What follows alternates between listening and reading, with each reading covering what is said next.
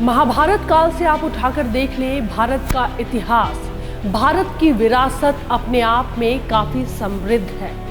अगर मैं भारत की सैन्य योजनाओं की बात करूं या फिर युद्ध कला नीति की बात करूं, तो महाभारत काल से कई उदाहरण ऐसे मिलते हैं जिन्हें आज के परिप्रेक्ष्य में भी समझने की काफी जरूरत है।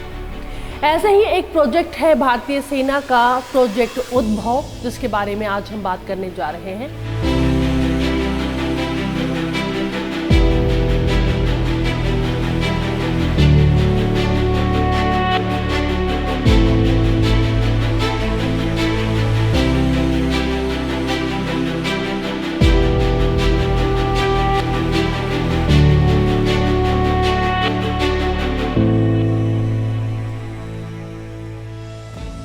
भारत दुनिया की सबसे पुरानी और सबसे स्थायी संस्कृति और सभ्यताओं में से एक है, जिसका समर्थ सैन्य इतिहास अगम्य वीरता और साहस को प्रदर्शित करता है।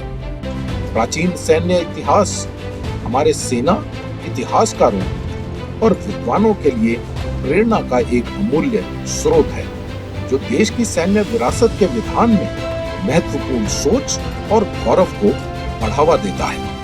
Project Udbhav has revealed substantial intellectual convergences between eminent Indian and Western scholars, highlighting the resonance between their thoughts, philosophies, and perspectives. Moreover, it has catalyzed exploration into new areas by unveiling India's tribal traditions, the Maratha naval legacy, and the individual heroic exploits of military figures, particularly women. The project strengthens the whole of the nation approach by fostering civil-military collaboration among academia, scholars, and practitioners of military science. Such collective efforts broaden the scope of study of ancient India's defense and governance and enrich the nation's strategic outlook. प्राचीन काल के अगर कुछ युद्ध नीतियों की हम बात करें तो उनको देख करके, समझ करके यह बात सामने आई है कि भले ही वो कठिन थे, लेकिन उन नीतियों पर चलने के बाद सफलता ज़रूर हाथ लगी है। प्रोजेक्ट उद्भव का उद्देश्य है कि भारतीय सेना उन रणनीतियों के बारे में ज़रूर सोचे, अगर उन्हें अपनाने की ज़रूरत है तो ज़रूर अपनाया जाए, क्योंकि निश्चित तौर से अगर पुराने दूरदर्शी या फिर उन कालों की हम बात करें तो अपने आप में वो धरोहर है हमारे लिए, और उसका फ़ायदा तो ज़रूर हमें आने वाले समय में पहुंचेगा। उद्भव जैसी परियोजनाएं न केवल स्ट्रेटेजिक कल्चर की हमारी समझ को समृद्ध करती हैं, बल्कि अपरंपरागत युद्ध रणनीतियों, राजनयिक प्रथाओं और युद्ध में नैतिक विचारों में मूल्यवान अंतर्दृष्टि भी प्रदान करती हैं। जब हम भविष्य की ओर देखते हैं, यह पहचानना आवश्यक है कि किसी राष्ट्र की ताकत न केवल उसकी सैन्य शक्ति में निहित है, बल्कि समय के साथ बदलती परिस्थितियों को स्वीकार करके अपनी सांस्कृतिक विरासत का लाभ उठाने की क्षमता में भी निहित है। इस संबंध में प्रोजेक्ट उद्भव जैसी पहल एक ऐसी भविष्य की दिशा में मार्गदर्शक के रूप में कार्य करती है, जहां हम न केवल आत्मनिर्भर हैं, बल्कि हमारी सांस्कृतिक विरासत भी गहराई से निहित है।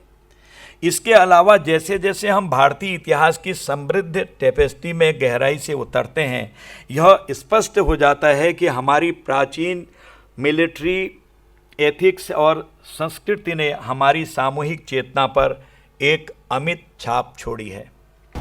भारतीय सेना के अटूट समर्थन के साथ यूनाइटेड सर्विस इंस्टीट्यूशन इस अमूल्य ज्ञान की सुरक्षा के लिए 2023 में एक परिवर्तनकारी यात्रा की पहल कर चुका है।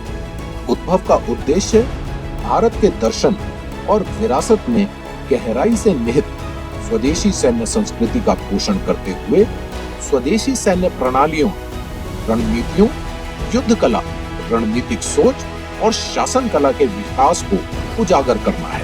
सबसे अच्छी बात यह है कि जो आइडिया, जहां से आइडिया प्रोजेक्ट उद्भव का आया था, आज हम आपको उनसे मिलवाने जा रहे हैं। हमारे साथ में स्क्वाड्रन लीडर राणा चिन्ना इस समय मौजूद हैं, जो कि इस वक्त मिलिट्री हिस्टोरियन के तौर पर उनकी एक काफ़ी बड़ी पहचान बन चुकी है। इसके साथ ही former helicopter pilot Indian air force.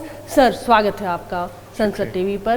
Project उद्भव, ये आइडिया आपको कैसे आया और भारतीय सेना के साथ में कैसे आपने जोड़ा इसे?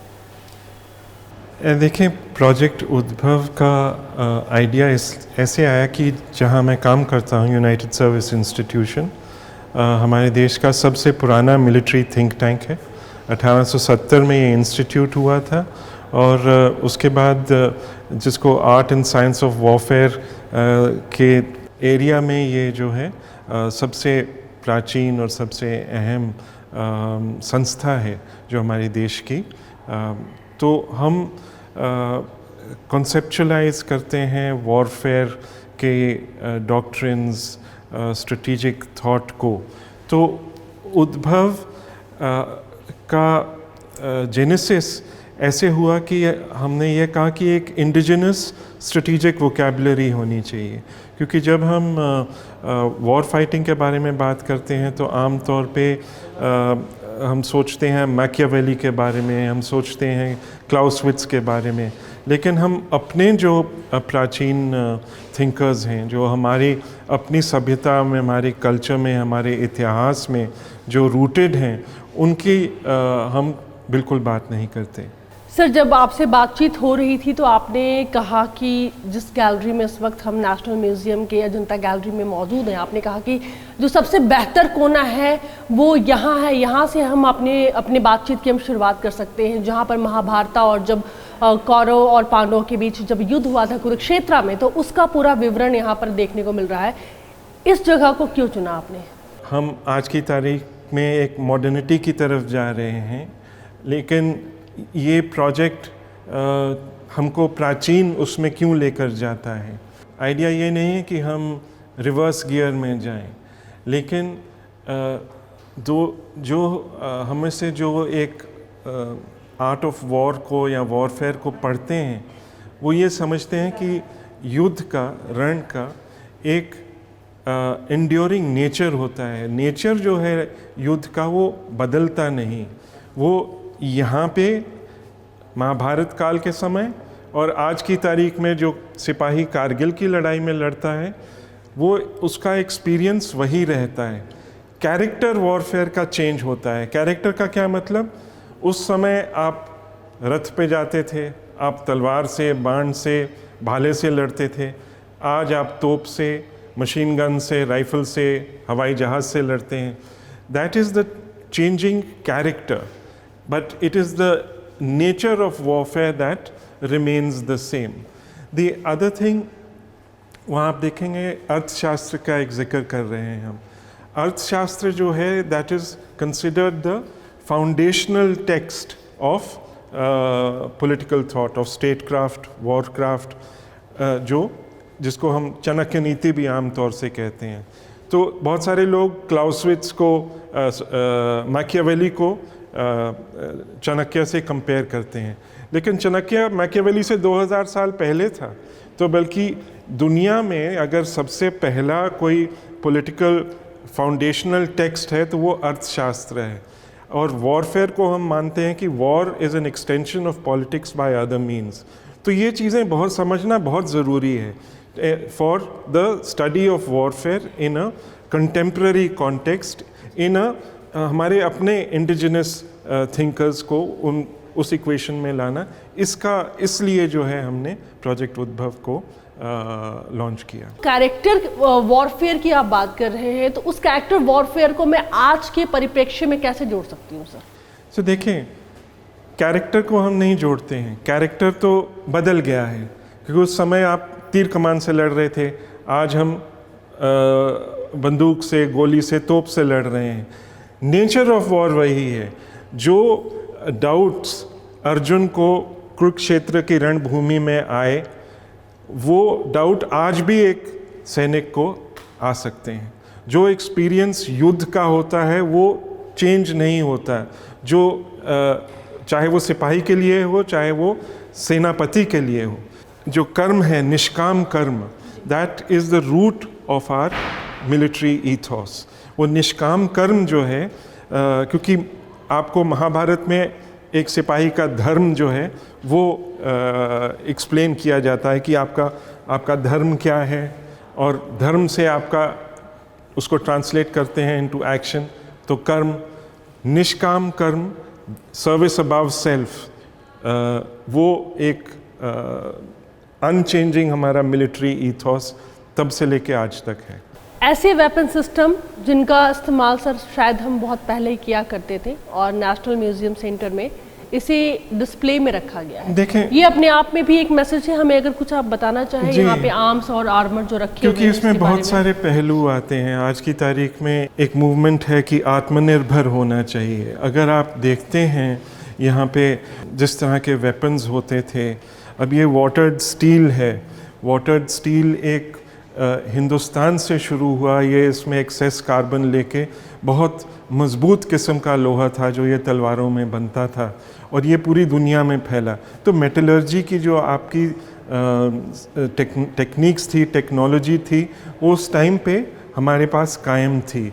इस शोकेस में पीछे अगर ये जो देखते हैं, ये ब्रॉन्ज होर्ड जो है, ये आज से ये 2000 BC, तो करीब 4000 साल पुराने ये शस्त्र हैं। और इन चीज़ों को अगर हम स्टडी करते हैं एज हिस्टोरियंस, तो ये तलवार है उस ज़माने की, ये स्ट्रेट तलवार है, ये थ्रस्टिंग तलवार है, ऐसे मतलब जैसे घोंपने वाली जी। कि एक ज़माने में स्टैबिंग का होता था। ये कटिंग तलवारें हैं, फिर क्योंकि घोड़ों पे जाते थे तो वो उसको काटते थे। बहुत पुराना समय याद आता है सर, जब राजा महाराजाओं का समय था, जब उनकी युद्ध नीति थी, तो उससे जुड़े हुए अस्त्र शस्त्र यहाँ पर दिखते हैं। मैं आगे बढ़ूँ सर, इस गदा के बारे में भी आप जरूर बताएं। गदा तो खैर ये नेशनल म्यूजियम में खास करके इस एग्जीबिशन में शामिल किया गया है। ये तो खैर हमको मालूम है भीम का फेवरेट वेपन हुआ करता था, लेकिन ये महाभारत के समय का नहीं है। ये तो मुश्किल से आप 100-150 साल पुराना है। तो अभी भी मतलब आप समझें कि पिछले 3-4 हज़ार साल तक जो है ये एक वेपन ये कंटिन्यूटी में रहा, in spite of the fact कि हम कहते हैं चेंजिंग कैरेक्टर ऑफ वॉर। लेकिन इस तरह के हथियार जो हैं, वेपन्स जो हैं, वो यूज़ में आते थे। ये गदा तो खैर बड़ा एक टिपिकली इंडियन रहता था। वो जो देखें उसको गुर्ज कहते थे, गज गुर्ज। क्या इस्तेमाल होता था? ये लड़ाई में मतलब लोगों को माने जिस तरह से गदा है, गज गुर्ज का मतलब होता है हाथी का मेस कि अगर ये हाथी को के ऊपर भी इस्तेमाल करें तो उसको डैमेज कर सकता है। शायद ना कर पाए, लेकिन उसका नाम वो था गज गुर्ज। सामने भाला है सर, ये बहुत ही पुराना वेपन है सर। जी, ये सब पुराने हैं। ये दातिया से है, इसमें आइवरी का डेकोरेशन आप करते हैं। पुराने ज़माने में जो है वेपन्स, ऐसे हथियारों की ना कि सिर्फ एक प्रैक्टिकल यूटिलिटी होती थी, लेकिन एक एस्थेटिक यूटिलिटी भी होती थी। अगर आप इनको देखें तो ये देखें सोने का काम होता है इनमें, जो डैमेसीन्ड बहुत खूबसूरती से इनको सजाया जाता था। जो 17th सेंचुरी का है सर ये जी, सोवर्ड ऑफ हामिर सिंह जी, जिसकी चर्चा यहाँ पर की हुई है। जी हाँ सर, इन वेपन्स को देखने के बाद एक बात या फिर आप कहिए कि एक सवाल दिमाग में आता है कि उस वक्त की जो युद्ध नीति के साथ साथ जो आइडिया था कि एक वेपन सिस्टम को डिजाइन कैसे किया जाए, किस धातु से बनाया जाए, एक बात का सर कितना ध्यान रखा जाता था। और आप जैसे बता रहे हैं कि 4000 साल पुराना या फिर 100 से 150 साल पुराना भी अपने आप में बहुत बड़ी बात है। और उस वक्त भी सर ये वो जो एक विचार थे, जो आइडिया था, वो था उस वक्त में एग्जिस्टिंग था सर। जी जी जी था। और आप देखें कि जैसे मैंने आपको बताया कि स्टील की डेवलपमेंट कैसे हुई, वो उसमें कार्बन का एक्सेस आता है, तो कि वो हार्डन्ड स्टील होता है, और वो जब आप युद्ध में जाते हैं तो वो टूटता नहीं। तो वेपन सिस्टम्स को इम्प्रूव करना, ये तो बहुत जब से रण चलता आ रहा है तब से वो बात आती जा रही है। इसका क्या फ़ायदा भारतीय सेना को मिलेगा सर आगे? फ़ायदा यही है कि एक इंडिजिनस एलिमेंट्स होते हैं हमारी अंडरस्टैंडिंग के, art and science of warfare के, वो हम इनकॉर्पोरेट कर सकते हैं। इस एग्ज़िबिशन का पर्पस ये है कि अगर हम मिलिट्री हेरिटेज की बात करते हैं और दिखाते हैं तो उसे तथ्य के साथ दिखाएं, एविडेंसेस के साथ दिखाएं, जो कि हमारे पास हमारे कलेक्शंस में, नेशनल म्यूज़ियम में भरपूर मात्रा में है। तो इस एग्ज़िबिशन की शुरुआत बिल्कुल एंटिक्विटी से करी गई है, जो वैदिक रेफरेंसेस हैं, जैसे कि यहाँ पे एक ऋग्वेद की एक संहिता रखी हुई है, एक मैन्युस्क्रिप्ट है, उसमें जो 7th मंडल है वॉरफेयर के बारे में, उसके बारे में बताया गया है। एक मैन्युस्क्रिप्ट है, एक पेंटिंग है जो कि डेक्कन स्कूल की है, जिसमें कौरव की आर्मी जब जाती है पांडवों के ऊपर अज्ञातवास में, वो दिखाया। पर इसके अलावा जो नीतियाँ हैं, जो वॉर एथिक्स हैं, जो जस्ट वॉर के बारे में वेद में, धनुर्वेद में, रामायण में, महाभारत में बताया गया है, वो सब यहाँ पे दिखाया गया है। इसके अलावा जो रिच कलेक्शन है, कॉपर होड कलेक्शन से लेकर बो एंड एरो तक, उसके अलावा जो हमारे पास तलवारें हैं, जो डैगर्स हैं, जो भी एंटिक्विटी, गोल्ड कॉइन्स हैं, जैसे कि एक समुद्रगुप्त का गोल्ड कॉइन है, स्कंदगुप्त का कॉइन है, कुमारगुप्त के, जो हमें दिखाते हैं विक्ट्री के बारे में, जो हमें दिखाते हैं वो आर्म्स के बारे में, आर्मर्स के बारे में जो डिपिक्टेड हैं, वो सब यहाँ पे दिखाए गए। इसका है कि जो भी दर्शक यहाँ आए वो अपनी सैन्य विरासत के ऊपर भी गर्व महसूस कर सकें और उसके बारे में जान सकें। मैरीटाइम हिस्ट्री या फिर हम जो एक मिलिट्री हमारा हेरिटेज है इंडियन मैरीटाइम में, इस बारे में अगर आप हमें बताएं सर, इस तरफ क्या इतिहास हमारा कहता है? देखिए, आमतौर पे जब हम अपनी मिलिट्री हिस्ट्री की बात करते हैं तो हम थल सेना की बात करते हैं, आर्मी की बात करते हैं, लेकिन हमारा इतने हज़ारों किलोमीटर का एक कोस्ट लाइन जो है, समुद्र सेना या नेवी भी कायम रही है। मराठास की शिवाजी के समय से बहुत स्ट्रॉन्ग थी, उससे पहले चोलास, चेरास, जो आप पूरा साउथ ईस्ट एशिया में देखते हैं कितना हमारा एक वहाँ कल्चरल इन्फ्लुएंस आज तक है। केरला का जो ट्रेड रूट्स थे एंशिएंट रोम के साथ थे, तो ये बहुत एक बहुत पुराना एक संबंध, गहरा संबंध जो है हमारा समुद्र के साथ रहा है, उसको थोड़ा रचा है यहाँ। एक कमेमोरेशन वगैरह, ये कुछ मेडल्स हैं, ये तो खैर मॉडर्न पीरियड में आ जाते हैं, लेकिन ये इंडियन ऑर्डर ऑफ मेरिट, ये कॉमनवेल्थ का सबसे पुराना गैलेंट्री अवार्ड है, बहादुरी का मेडल, जो ब्रिटेन का विक्टोरिया क्रॉस है उससे भी पुराना है। तो एक जो वीरता का, रण के अंदर ब्रेवरी का, गैलेंट्री की हमारी प्रथा सदियों से चली आ रही है, और जो हमारे सिपाही शहीद हो जाते हैं रण में, उनको ऑनर करने की भी प्रथा बहुत पुरानी है। जैसे ये पहले ये वीरगल हीरो स्टोन्स हुआ करते थे, विजय स्तंभ बनते थे, छतरियाँ बनती थी जहाँ योद्धाओं की संस्कार किया जाता था। तो ये सब और ये आज की तारीख में आप वही चीज़ को देखते हैं, हमारा नेशनल वॉर मेमोरियल जो है वो बनता है। इसका बेसिक बॉटम लाइन निचोड़ ये है कि एक कंटिन्यूटी है। आज की तारीख में जो सिपाही यूनिफॉर्म में रहता है उसके पीछे 4000 साल का एक कंटिन्यूम है, जिसको हम एक्सप्लोर करके पेश करना चाह रहे हैं। सर, जिस पाउडर फ्लास्क की आपने बात की थी हमारे सामने, सर क्या इस्तेमाल क्या होता था सर इसका? देखें, आज की तारीख में जो है कारतूस, जब आप बंदूक चलाते हैं तो उसमें आप मेटल का एक कारतूस होता है, वो मैगज़ीन में डालते हैं, उसमें बुलेट भी आगे होती है, केसिंग भी होती है और उसका गन पाउडर भी होता है, और पीछे से उसका जब वो स्ट्राइक होता है तो वो गन पाउडर में स्पार्क होता है, वो फायर होता है और बुलेट आगे निकलती है।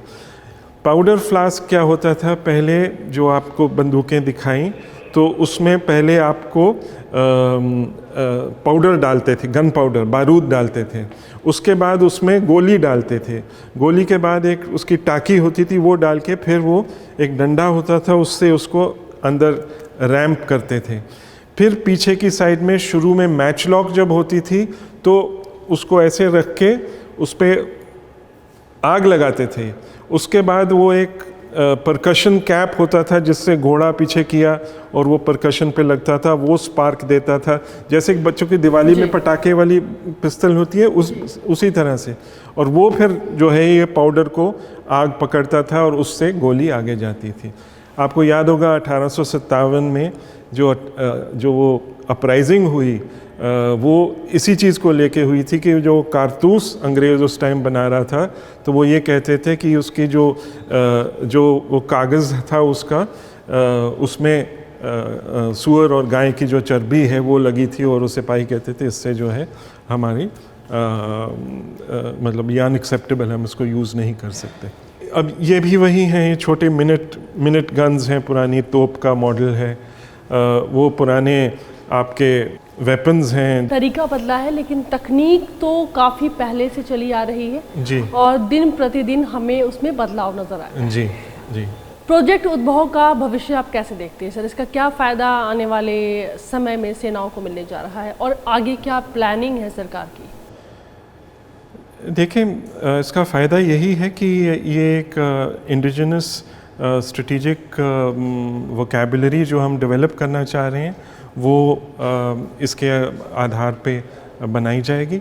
उससे क्या होगा कि हमारा एक सेल्फ कॉन्फिडेंस जो है देश का वो बढ़ता है। अगर हम अपनी परंपरा में, अपने इतिहास में रूटेड उदाहरण दे सकते हैं तो उससे मैं समझता हूँ कि एक नेशन का कॉन्फिडेंस जो है वो ज़्यादा मजबूत होता है। Sir, as a military historian आपने क्या महसूस किया है, क्योंकि आप सर बहुत लंबे समय से इस बारे में रिसर्च कर रहे हैं, वर्ल्ड वॉर 1 पर भी आपने काफ़ी काम किया है, तो जब आप इन चीज़ों को पढ़ते हैं, जब आप रिसर्च करते हैं तो अपनी मिलिट्री के बारे में बहुत गहराई से जानने के बाद सर कैसा आपने महसूस किया? इंडियन आर्म्ड फोर्सेस जो हैं बहुत यूनिक इंस्टीट्यूशन हैं और इससे इस प्रोजेक्ट के ज़रिए हमको ये एक हमारा जो एक एथिकल फाउंडेशन है वॉरफेयर का वो मैं समझता हूँ वो और मज़बूत होता है और आगे जाकर इससे हमें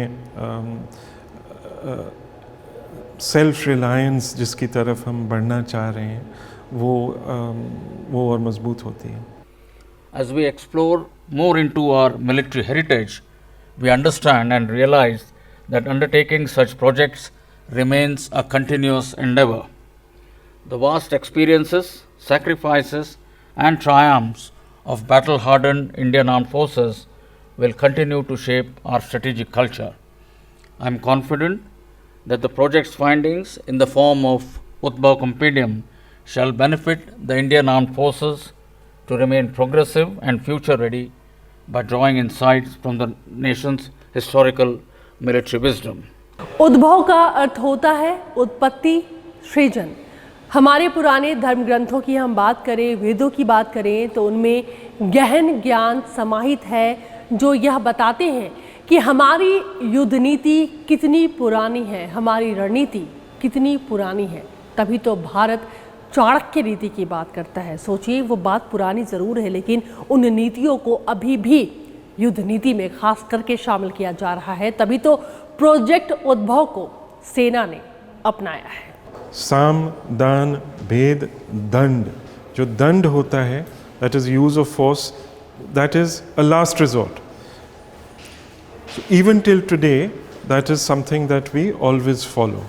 और अगर आप थ्रू आउट टाइम, अर्थशास्त्र के तो खैर अब 3-4 हज़ार साल पुराना हो गया, लेकिन आज अगर रीसेंट भी, रिलेटिवली रीसेंट अगर आप लेते हैं मिडीवल टाइम्स में, तो गुरु गोबिंद सिंह जी भी यही कहते हैं जब वो ज़फ़रनामा लिखते हैं औरंगज़ेब को, तो चुका रज़ हमा हिलते दर गुज़श्त हलाल अस्त बुर्दन बशमशीर दस्त, कि जो है जब सब मेरे ऑल्टरनेटिव्स एग्जॉस्ट हो जाएं उसके बाद जो है हाथ में शमशीर उठाना जायज़ है।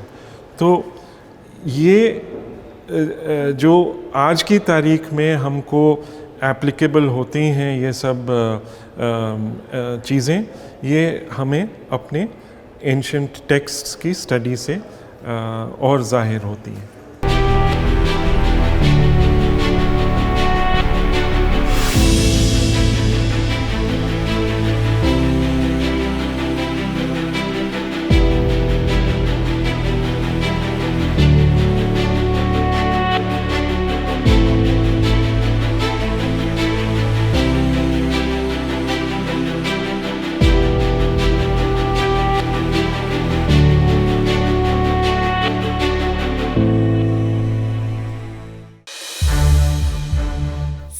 टीवी के और भी प्रोग्राम्स देखने के लिए सब्सक्राइब करें हमारा YouTube चैनल और हाँ, इन्हें लाइक और शेयर करना ना भूलें।